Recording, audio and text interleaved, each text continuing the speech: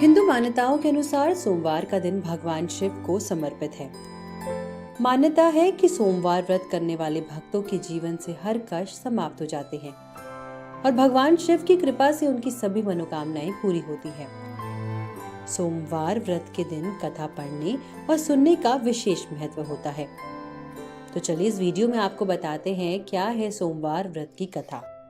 बहुत समय पहले की बात है। किसी शहर में एक साहूकार रहता था। वो शिव जी का बहुत बड़ा भक्त था और बड़ी श्रद्धा से हर सोमवार को शिव जी का व्रत करता था। हर सोमवार की शाम वो शिव मंदिर में जाकर दिया अवश्य जलाता था।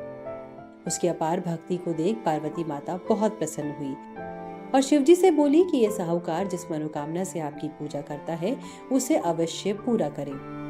भगवान शिव ने बताया कि ये पुत्र की लालसा रखता है पर इसके भाग्य में पुत्र का सुख नहीं है। इस पर पार्वती जी ने हठ पकड़ लिया कि भगवान उसे पुत्र होने का वरदान जरूर दे।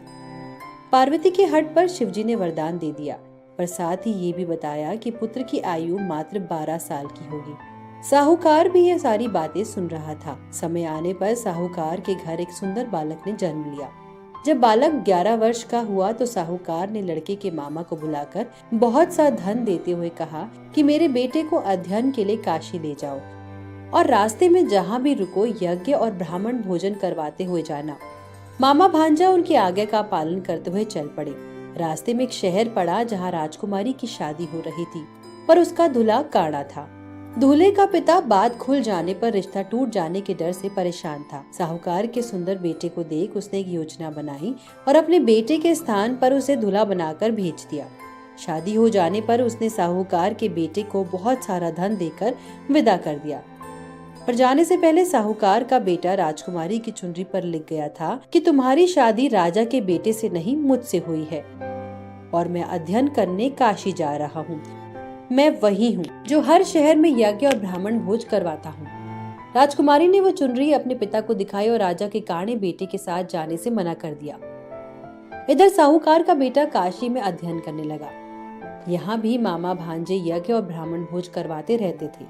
जिस दिन लड़के की आयु 12 वर्ष हुई उसकी तबीयत बिगड़ी और वो मर गया। मामा विलाप करने लगा और उसकी आवाज शिव पार्वती को सुनाई पड़ी। जब पार्वती ने देखा कि ये तो वही साहूकार का बेटा है तो वो वापस हट करने लगी कि ये भी आपका भक्त है, इसे जीवन दान दे नहीं तो इसके माता पिता तड़प तड़प कर मर जाएंगे। शिवजी ने उसे वापस जीवित कर दिया। लड़के को जीवन दान मिला देखकर मामा वापस यज्ञ और ब्राह्मण भोज कराता उसे लेकर घर चल पड़ा। रास्ते में वही राज्य पड़ा जहाँ की राजकुमारी से लड़के की शादी हुई थी। मामा भांजे के यज्ञ कराने से राजा उन्हें पहचान गए और बड़ी आव भगत के बाद ढेर सारा धन देकर उसे बेटी समेत विदा किया। अपने शहर आकर मामा ने लड़के को बाहर रोक दिया और सुखद समाचार देने घर चल पड़ा। घर आकर उसने देखा कि उसके बहन जीजा छत पर इस संकल्प के साथ बैठे हैं कि बेटा जीवित ना लौटा तो वहीं से कूदकर जान दे देंगे। मामा ने दोनों को पूरा हाल सुनाया। बेटे के साथ लक्ष्मी स्वरूपा बहू पाकर साहूकार और उसकी पत्नी अत्यंत प्रसन्न हुए और जीवन पर्यंत परिवार समेत सोमवार का व्रत कर सुख पाते रहे।